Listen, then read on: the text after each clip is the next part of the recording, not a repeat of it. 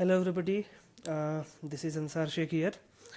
और ये live session जो है मैं जानबूझ के कर रहा हूँ, क्योंकि अभी अभी जैसे आपको पता है कि मैंने किताब लिखी थी, तो वो किताब पब्लिश हुई है। तो उस किताब के बारे में कुछ बातें आपसे शेयर करनी थी, और जनरल जो क्वेरीज आपकी है तैयारी से रिलेटेड, उसके बारे में कुछ बातें बतानी थी। एक्चुअली अभी मेरा ट्रेनिंग चल रहा है, जो अभी 1 महीना और चलेगा।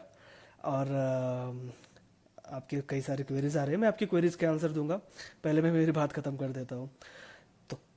तो अभी मेरा ट्रेनिंग चल रहा है, और मेरी बुक जो है वो 10 अप्रैल से हमने लॉन्च कर दी है। लेकिन ट्रेनिंग पीरियड में छुट्टी मिलना मुझे मुश्किल हो रहा था, तो हम लोगों ने सोचा कि बुक अवेलेबल करा दे। और उसका जो फॉर्मल प्रोग्राम है वो हम लोग 14 मई को, जब मुझे छुट्टी होगी, तब औरंगाबाद डिस्ट्रिक्ट में कर रहे हैं, जहाँ से मैं आता हूँ, महाराष्ट्र से। तो बुक जो मैंने लिखी है वो एक्चुअली मराठी मीडियम में है। इसका रीज़न ये है कि मैंने खुद मराठी मीडियम से प्रिपेयर किया था, तो मराठी मीडियम में मैंने ये बुक लिखी है। और बुक का नाम है यूपीएससी मी आणि तुम्ही, जिसका मतलब ये होता है कि यूपीएससी मी एंड यू। ये आप बुक देख रहे हैं, ये बुक मुझे आज ही मिली है। मैंने खुद अपनी बुक अभी तक पढ़ी नहीं, तो इससे रिलेटेड कुछ बातें आपसे शेयर करनी थी। एक तो ये है, ये जो बुक मैंने लिखी है, ये बहुत सोच समझ के मैंने ये किताब लिखी है।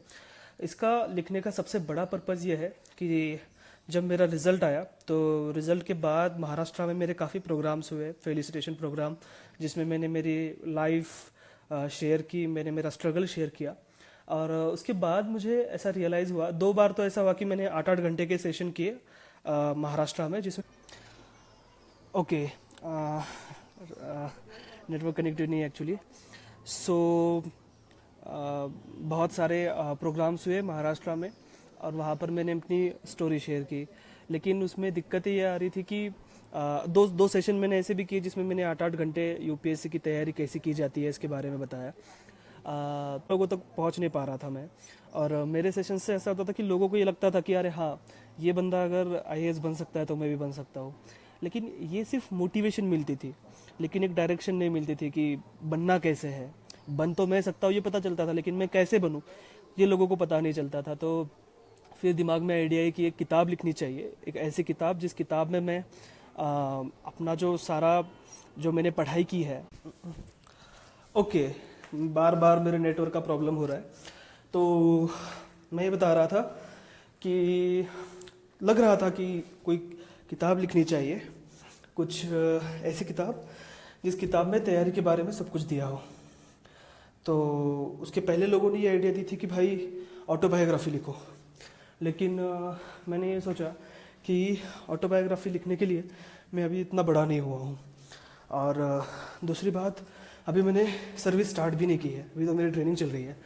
तो एक 5-10 साल की सर्विस होने के बाद शायद मैं किताब लिख पाऊँ, जिसमें मैं अपना बैकग्राउंड डिटेल में बता पाऊँ, और जो सर्विस में कर रहा हूँ उसके बारे के मेरे जो एक्सपीरियंसेस है वो शेयर कर पाऊँ। तो फाइनली डिसाइड हुआ कि किताब लिखी जाए। तो जो तैयारी मैंने की थी वो तैयारी मुझे आप लोगों से शेयर करनी थी। सो उसी बारे में फिर मैंने शुरू कर दिया। आई थिंक यहाँ पर नेटवर्क है। सो फिर किताब लिखने का आइडिया हुआ, लेकिन उसके लिए एक्चुअली टाइम बहुत कम मिल रहा था, क्योंकि मेरे पास ट्रेनिंग चल रहा था, तो ट्रेनिंग के वक्त ज़्यादा टाइम नहीं था। तो फिर भी जितना टाइम मुझे मिलता था उसमें से मैं टाइम निकालता था, और इस बुक के कंट्रीब्यूशन के लिए मैं काम करता था। तो फिर संडे के दिन हमको यहाँ पर छुट्टी होती जनरली, तो वो संडे का जो दिन मुझे मिलता था मेरे ट्रेनिंग पीरियड का, भी मुझे 7-8 महीने हो गए यहाँ पर आकर, तो वो सारा टाइम मैं किताब लिखने में लगा देता था। तो उस तरह से ये किताब बनी है। तो इसका पर्पज़ ये है, ये नहीं है कि आपको मोटिवेट किया जाए सिविल सर्विसेज की तैयारी करने के लिए, या आपको अट्रैक्ट किया जाए कि आप सिविल सर्विसेज की तैयारी कीजिए। नहीं, ये इसका बिल्कुल भी इंटेंशन नहीं है।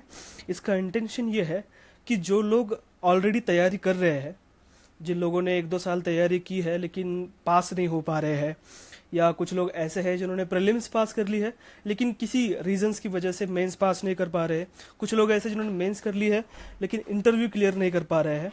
तो ऐसे लोगों को कहाँ उनकी गलतियां हो रही है और मैंने ऐसे टॉपिक्स की पे कैसे प्रिपेयर किया था, ये दिखाना इस बुक का मेन पर्पज़ है। दूसरा पर्पज़ इसका ये है कि जो लोग सोच रहे हैं कि यार मुझे ये एग्जामिनेशन देनी चाहिए, तो उनको इस एग्जामिनेशन का एक इंट्रोडक्शन कराना, ये इसका इंटेंशन है। क्योंकि बहुत बार ऐसा होता है कि देखा जाता है कि हम लोग अट्रैक्शन को सामने रखकर, किसी को सामने रखकर, किसी का स्पीच सुनकर, हमारे फैमिली के कहने पर हम सोचते हैं कि हम भी आईएएस बन जाएंगे, हम उसकी तैयारी शुरू करेंगे, लेकिन हमको इसकी रियलिटी पता नहीं होती कि सिलेबस क्या है, कैसे सवाल पूछे जाते हैं, कितने सवाल पूछे जाते हैं, डिफ़िकल्टी लेवल क्या होता है, ये सारी चीज़ें हमें पता नहीं होती और हम डिसीजन ले लेते हैं, बिना सोचे समझे हम डिसीजन ले लेते हैं, फिर तैयारी शुरू कर देते हैं और बाद में रियलाइज होता है कि यार ये तो बहुत डिफिकल्ट था, यार ये तो बहुत डिटेल में पढ़ना पड़ता था, मैंने तो इसके बारे में कभी सोचा नहीं था। और इस वजह से फिर ऐसे लोग एग्जाम की तैयारी बीच में छोड़ देते हैं। तो ऐसा ना हो, इसलिए जो बिगिनर्स है उनको एक बेसिक बुक मिल जाए जिसमें सारी चीज़ें दी हो कि यूपीएससी का लॉन्ग फॉर्म क्या होता है, यहाँ से लेकर तो प्रीलिम की तैयारी कैसी करनी है, मेंस की तैयारी कैसी करनी है, इंटरव्यू की तैयारी कैसी करनी है, राइटिंग स्किल कैसे डेवलप करना है, करंट अफेयर्स की तैयारी कैसी करनी है, ये सारी चीज़ें। और इतना ही नहीं कि ट्रेनिंग में क्या होता है, आईएएस ऑफिसर्स की जो ट्रेनिंग चलती है, इस ट्रेनिंग में क्या पढ़ाया जाता है, ये सारी चीज़ें मैंने उसमें शेयर की है। और ये शेयर करना जब मैं कर रहा था तो इसमें मैं जो एग्जाम्पल्स दे रहा था तो मैं खुद के एक्सपीरियंसेस बता रहा था। जैसे अगर मैं बता रहा हूँ आपको कि प्रीलिम्स के लिए एनसीईआरटीज़ के नोट्स कैसे निकालने हैं, तो मैंने एनसीईआरटी का एक चैप्टर, एक 2 पन्ने का पेजेस वहाँ पर एज इट इज़ मेरे बुक में छापे हैं और उसके ऊपर शॉर्ट नोट कैसी बनती है वो दिखाया है। न्यूज़पेपर में कोई न्यूज़ आ रही है तो उसका अप्रोच कैसा होना चाहिए, इसके लिए वो नोट निकाल के दिखाई है। इसके बाद मेंस की तैयारी हम जब करते हैं तो मेंस की तैयारी के वक्त आंसर राइटिंग बहुत क्रिटिकल फैक्टर होता है, तो आंसर राइटिंग कैसी करनी चाहिए, इसके लिए मेरे लगभग 15 से 20 आंसर्स जो मैं प्रैक्टिस टेस्ट देता था, तो वो प्रैक्टिस टेस्ट के एज इट इज़ आंसर्स हमने स्कैन करके डाले मेरे खुद की हैंड राइटिंग के अंदर, तो वो आंसर्स भी आपको वहाँ पर मिलेंगे। फिर उसके बाद इंटरव्यू की तैयारी के बारे में बहुत बार पूछा जाता है, तो इंटरव्यू की तैयारी कैसी करनी चाहिए, एटीट्यूड इसका कैसा होना चाहिए, किस तरह से हमारा अप्रोच होना चाहिए, इसके लिए इंटरव्यू के ऊपर एक डिटेल टॉपिक है। और इस टॉपिक के अंदर मैंने मेरा खुद का इंटरव्यू, लगभग 8-9 पन्ने का मेरा खुद का इंटरव्यू है जो यूपीएससी में हुआ था 7 अप्रैल 2015 को, तो वो इंटरव्यू एज इट इज हम लोगों ने डाला है क्योंकि आपको पता चले कि बोर्ड कैसे तरह के सवाल पूछे जाते हैं और हमें कैसे तरह से उसके जवाब देने चाहिए। तो ये सारी चीज़ें इस बुक में मैंने मेंशन की है। तो जैसे मैंने पहले बताया कि बुक का ऑब्जेक्टिव ये नहीं है कि आपको उकसाना कि आओ भाई आप भी तैयारी करो, आप भी बन सकते हो, नहीं, ये इसका ऑब्जेक्टिव नहीं है। इसका ऑब्जेक्टिव सिर्फ ये है कि जो लोग तैयारी कर रहे हैं और उनकी कुछ गलतियां हो रही है तो उनको एक मिरर की तरह ये बुक काम करेगी कि आपकी कहाँ गलतियां हो रही है और आपने कहाँ सुधार करने की जरूरत है, वो मैंने किस तरह से किया था। इसीलिए इसका टाइटल ये रखा है कि यूपीएससी मैं और आप, मतलब यूपीएससी के बारे में सारी जानकारी आपको दी गई है, सिविल सर्विसेज एग्जामिनेशन की। मैं मतलब मैंने तैयारी कैसी की थी, कौन से टॉपिक को मैंने कैसे कैसे पढ़ा था, और आप जो उसमें है तो आपने तैयारी कैसी करनी चाहिए, ये इस बुक के टाइटल का मतलब है। इसका एक इम्पॉर्टेंट फीचर ये है कि इसकी जो हमने लैंग्वेज रखी है वो लैंग्वेज काफ़ी सिंपल है। एक्चुअली आप लोगों की बहुत सी क्वेरीज आ रही है कि आप इसको इंग्लिश और हिंदी में ट्रांसलेट करें, तो फॉर्चुनेटली हम लोग ट्राई कर रहे हैं और उर्दू और हिंदी में उसका ट्रांसलेशन हम अभी शुरू कर रहे हैं। तो 1-2 महीने में उसका उर्दू और हिंदी में ट्रांसलेशन हो जाएगा, वो आपको मिल जाएगा। उसके बाद लैंग्वेज सिंपल है, मैं अभी आपसे जो बात कर रहा हूँ उसी तरह से जो लैंग्वेज है हमने उस किताब की लिखी है।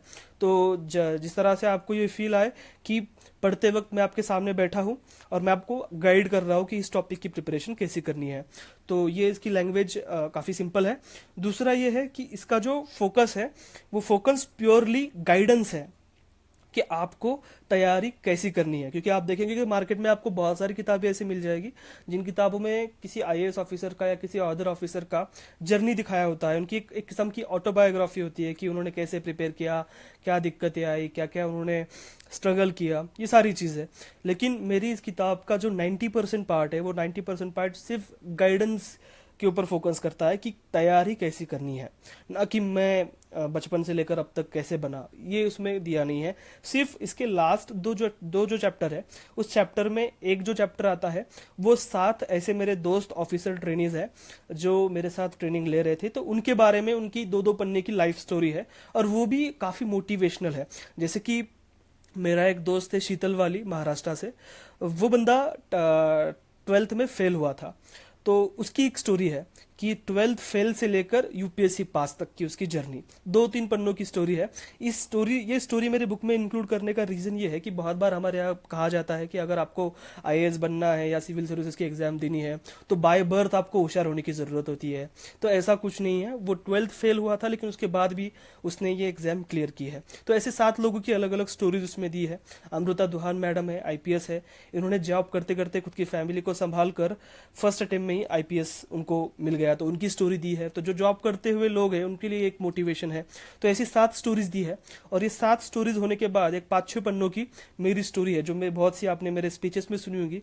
तो वही स्टोरी है कि बचपन से लेकर आईएएस बनने तक का मेरा सफर एक 5-6 पन्नों में दिया है।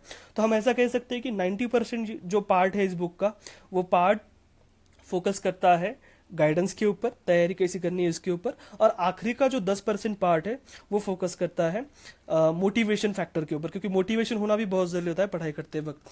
इसके बाद मेरे खुद के एग्जाम्पल्स दिए हुए हैं सारे। तो एक ऐसा बहुत बार ऐसा कहता है कि देखिए, स्ट्रैटेजी सबके पास होती है, और कोचिंग क्लासेस से भी आपको वो स्ट्रेटेजी मिल सकती है, लेकिन कोचिंग क्लासेस की कहीं तो कुछ लिमिटेशंस होती है। हज़ारों लड़कियां कोचिंग ज्वाइन करते हैं, लेकिन सबके सब आईएएस नहीं बन पाते, या सबके सब एग्जाम क्लियर नहीं कर पाते। तो एक आपका खुद का एफर्ट उसमें ज़रूरी होता है, आपकी खुद की स्ट्रेटेजी होनी ज़रूरी होती है। तो वो मेरी खुद की क्या स्ट्रेटेजी थी जिसकी वजह से मैं फर्स्ट टाइम में ये एग्जाम क्लियर कर पाया, ये पूरी स्ट्रेटेजी उसमें दी हुई है।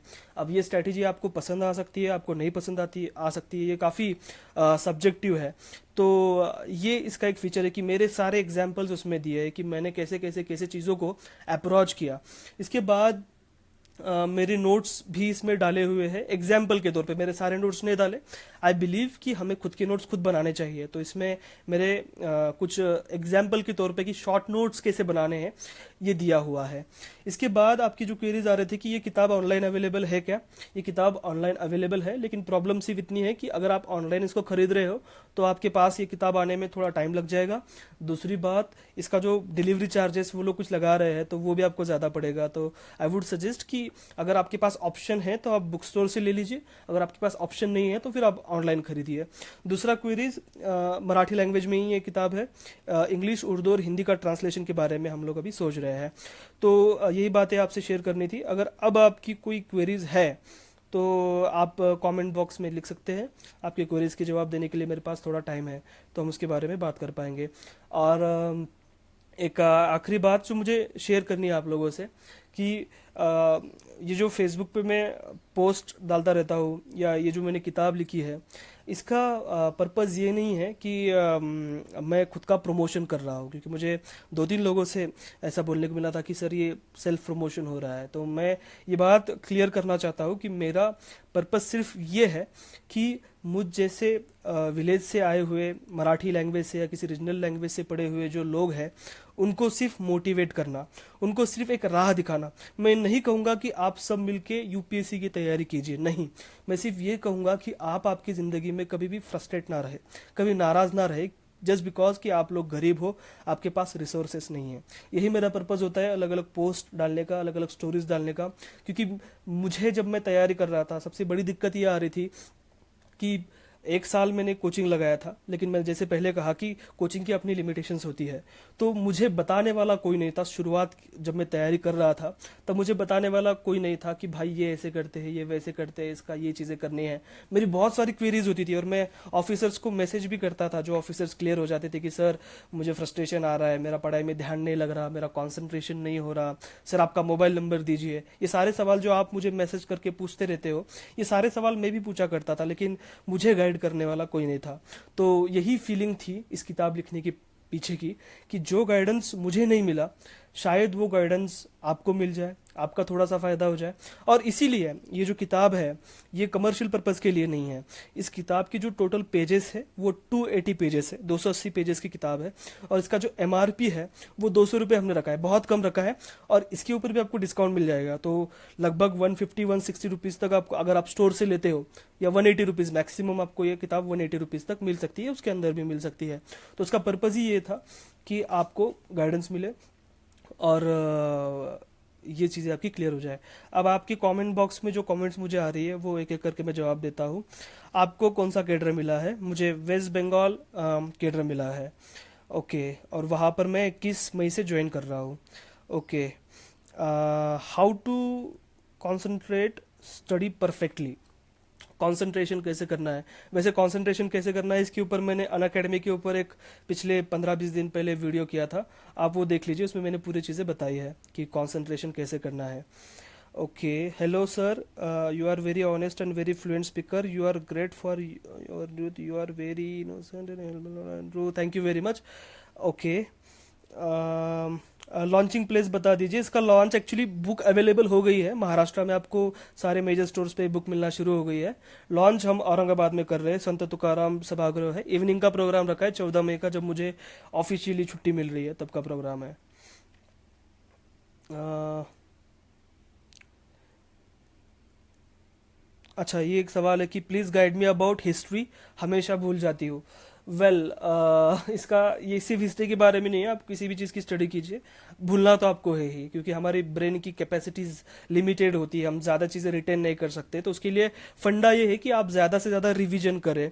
तो रीडिंग के साथ साथ आपका एक रिवीजन का टाइम टेबल भी फिक्स होना ज़रूरी है। तो फ्रिक्वेंट रिवीजन अगर आप करते हैं, उसके बाद थोड़े शॉर्ट नोट्स बना के उनकी फ्रिक्वेंट रिवीजन करते हैं, तो याद रह सकता है। और कुछ ट्रिक्स बनानी चाहिए याद रखने के लिए, क्योंकि कुछ कुछ चीज़ें काफ़ी डिफ़िकल्ट होती है, काफ़ी कॉम्प्लेक्स होती है। अगर आप उनको सिंप्लीफाइड करके कुछ फार्मूलाज के तौर पर या किसी फ़नी तरीके से अगर उसको याद रखने की कोशिश करते हो तो फ़र्क पड़ सकता है।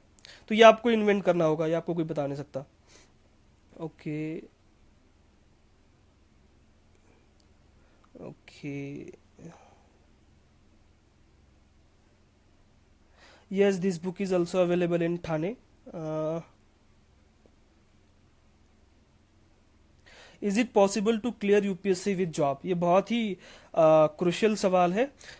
मैंने तो खैर कहीं जॉब नहीं किया था, लेकिन मैंने जितने लोगों से बात की, और जैसे मैंने कहा कि अमृता दोहान मैम की मैंने स्टोरी शेयर की है, तो उन्होंने जॉब करते करते ही ये किया। पहले वो गवर्नमेंट जॉब में ही थी, तो उन्होंने जॉब करते करते एग्ज़ाम क्लियर किया है।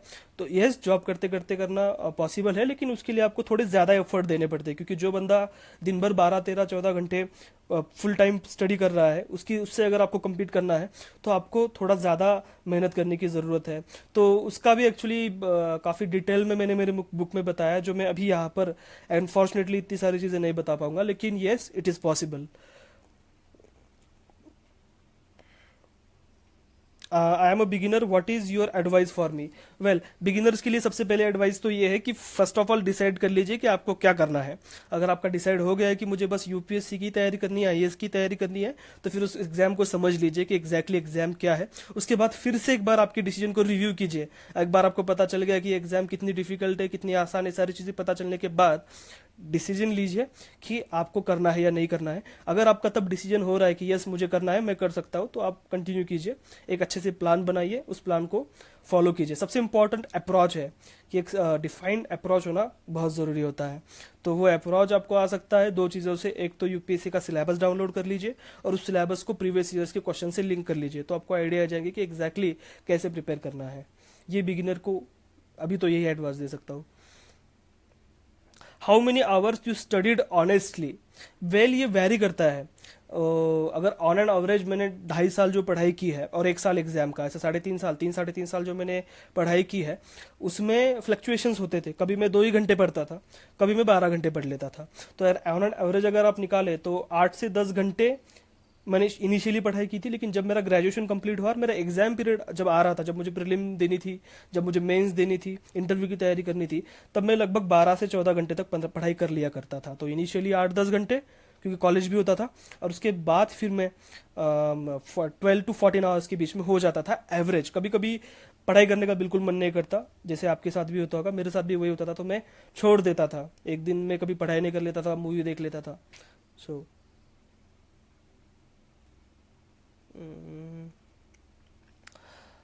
और कोई सवाल?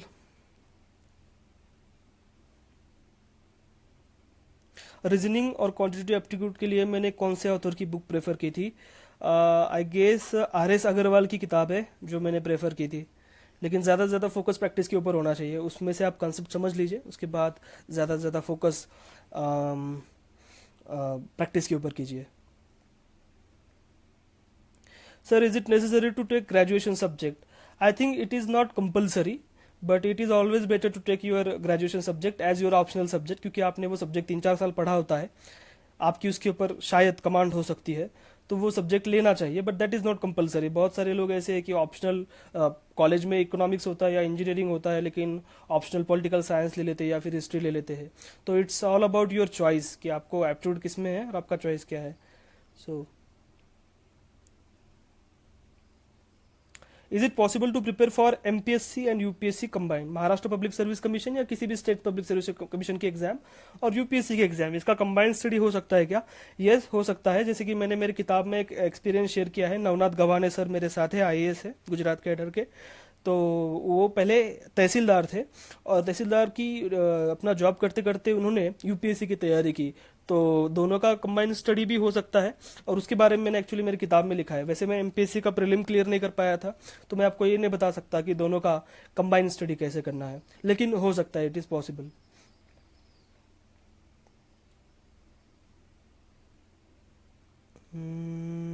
What else?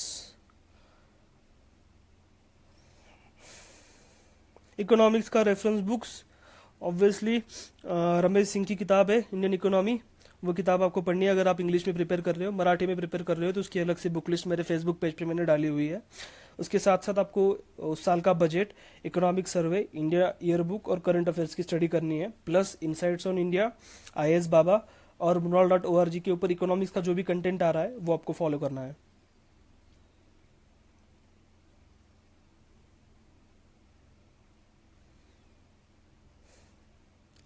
ओके, सो जाने का वक्त हो चुका है। All the best to all. और आपके कोई सवाल है तो आप मुझे फेसबुक के ऊपर टेक्स्ट कर सकते हैं, जब मुझे टाइम मिलेगा तब मैं रिप्लाई कर दूंगा। लेकिन ऑनेस्टली बहुत टाइम कम होता है मेरे पास यहाँ पर, सो मैं रिप्लाई नहीं कर पाता। बहुत बार मैंने लोगों को गुस्सा होते देखा है कि मैंने उनको टाइम नहीं दे दिया या उनको रिप्लाई नहीं दिया, तो ईगो हर्ट हो जाता है लोगों का। लेकिन बिलीव मी, मुझे कभी किसी IAS ऑफिसर ने रिप्लाई नहीं दिया जब मैं तैयारी करता था, तो लेकिन फिर भी मैं क्लियर कर गया। तो इट इज़ नॉट नेसेसरी कि हर बार आपको रिप्लाई मिले। मैं जब भी कोशिश होगी, जब भी मेरे पास टाइम होगा, मैं कोशिश करके आपको रिप्लाई दूंगा। लेकिन अगर नहीं है तो उसका बुरा मत मानिए।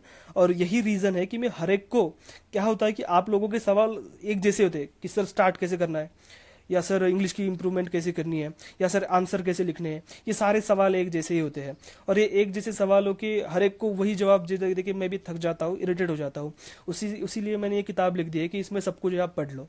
तो लेकिन फिर भी अगर आपके इसके अलावा अगर कोई डाउट्स है तो आप मुझे मैसेज कर सकते हैं, जिनका रिप्लाई मुझे जब भी टाइम मिलेगा मैं तब करूँगा। आप सभी को आपकी आगे की जर्नी के लिए बहुत बहुत शुभकामनाएं। इंटरनेट काफ़ी वीक होने की वजह से मुझे 2-3 लोकेशन मेरी चेंज करनी पड़ी। Okay, any query? One more query.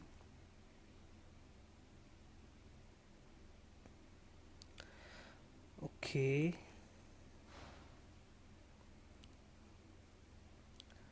सो क्वेरीज तो कोई नहीं आ रही है, सारे थैंक यू वाले मैसेज है।